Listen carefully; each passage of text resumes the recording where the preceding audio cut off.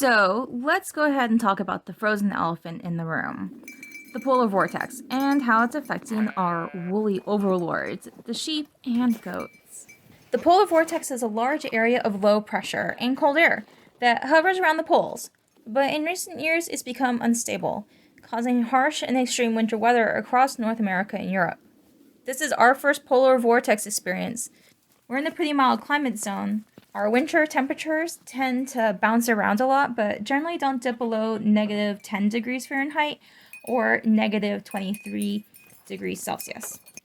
This year's winter has been unseasonably warm with little snowfall, but on the day the polar vortex hit, it was supposed to be negative 20 degrees Fahrenheit or negative 29 degrees Celsius with a negative 53 degree Fahrenheit or negative 47 degrees Celsius wind chill. Going from around the mid 20 degree Fahrenheit, negative 6 degrees Celsius the day before to that sudden drop in 24 hours can be really tricky for the flock to prepare biologically. This is our first polar experience, so as a steward or shepherd, how do we prepare for this event as well as other harsh winter weather? Through a combination of several things. Number one, good genetics or the right breed for the right environment. Our main flock of Shetland sheep have a long history of thriving in rough, rugged conditions, far harsher than what we have here. Lamy is an East Frisian dairy sheep cross. She has a really beautiful thick wool, and she's also pretty thick, so I'm not too worried there. Kiwi is a miniature dairy Pygora cross, and you can really see it in her coat development. Nice, long, thick coat as well. Rocky is a miniature dairy buck, and he has a really nice cashmere undercoat, but still the wind chill's really concerning for me. Even so, after some research on how to optimize our setup, I came up with a couple plans. Plan A is move the larger hay rack closer to the sheds, adding another small hay rack inside so they can stay sheltered while eating, and we practice a deep litter method. I added some extra straw so they can cuddle up and so they can bury their legs and keep warm. Their shelter has 3 sides to it, and they also have several other smaller 3-sided structures, so if they want to cuddle up together or have some space, they have plenty to choose from. To help them grow a thick layer of wool and cashmere, I didn't coat them, and I don't use a heat lamp. The heat lamps sometimes can be really tricky for goats. They have a tendency to pull on it. Our sheep like to rub on everything, and I worry about the wires getting tangled or them causing a barn fire. The goats specifically, I've noticed that coating them really inhibits that growth of cashmere in their undercoat, and what this does is it makes them dependent on that coat for that warmth. The coat does the job for them, so it really makes sense why they don't grow that cashmere, but I really want them to have that really beautiful thick undercoat. Also, nothing helps a person warm up more than a cup of hot tea, and for animals, we have heated water. When we lived in a more temperate area, all we needed was a hammer or a mallet to smash the ice layer, and even some of our sheep would stomp the ice and then create their own drinking spot. But up here, a 1 to 5 gallon or 3 to 18 liter bucket can freeze solid in as little as an hour. To compensate, the pasture puppies have a heated water bucket. I buried it for more insulation, but also because our flock of mixed pint-sized potatoes really struggle with larger troughs. Sinking it down helps them access the water, which means less schlepping. With these measures, our flock have done really well, even down to 0 degrees Fahrenheit or negative 17 Celsius. But you never know with livestock. As the temps dropped, most everyone really seemed to be following the plan and doing well. Except Rocky. He really preferred to eat the hay from the exposed side, and after some time I noticed he was pulling up his back leg. Kind of how a chicken may tuck its leg up, or like a flamingo standing.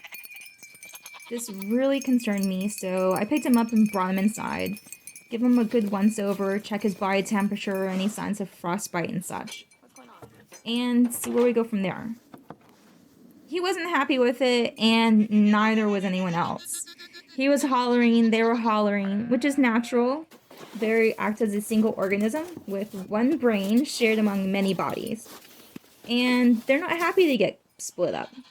Even though we could divide the flock as Plan B and keep Rocky and a buddy inside the cabin, meanwhile everyone else can stay outside in their pen, it wouldn't be fair to them. It would really still stress them all out, and they're so bonded. So, on to Plan C. It's around 3 p.m. and we have an unfinished outbuilding. It's bare walled, there's no electricity, no water, no additional heating, but it's fully enclosed. It should be perfect. It's important to hustle as it's almost night, aka 4 p.m., and the wind's picking up and there's snow drifting and the temps are starting to drop. So a quick shuffle of wood, tools, and such. Nothing that the magic of a tarp can't hide. A quick once-over baby proofing, and time to make this hovel a home.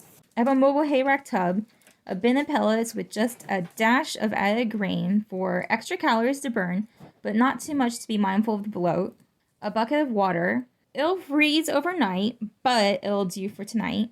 They really don't like being cooped up. Every time they heard us walking outside and checking on them, they hollered a lot.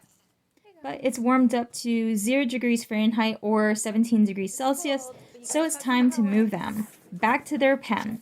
The air is still, and the sun is atrociously bright. So, time for the reveal to see how they do.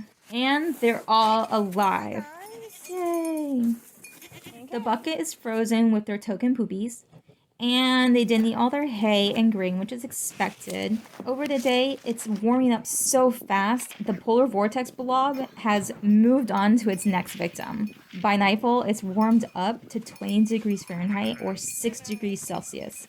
It feels so hot now. Even after sunset, instead of cooling down, it continued to warm up.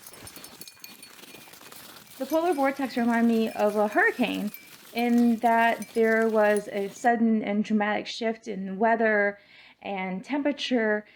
It was over a short period of time, and then it moved on, and another dramatic shift of both temperature and wind. It was pretty interesting and uneventful, luckily. I want to break this down in more depth and detail with another video, including guides and different problems that one may occur or things to look out for and what to expect when you have long haul winters. So if there's something else you'd like me to include or something that you may be unsure of, leave a comment and I'll get onto it. Also, thank you so much for your support. I really appreciate it. Don't forget to like if you found this helpful. And until then, see you next time.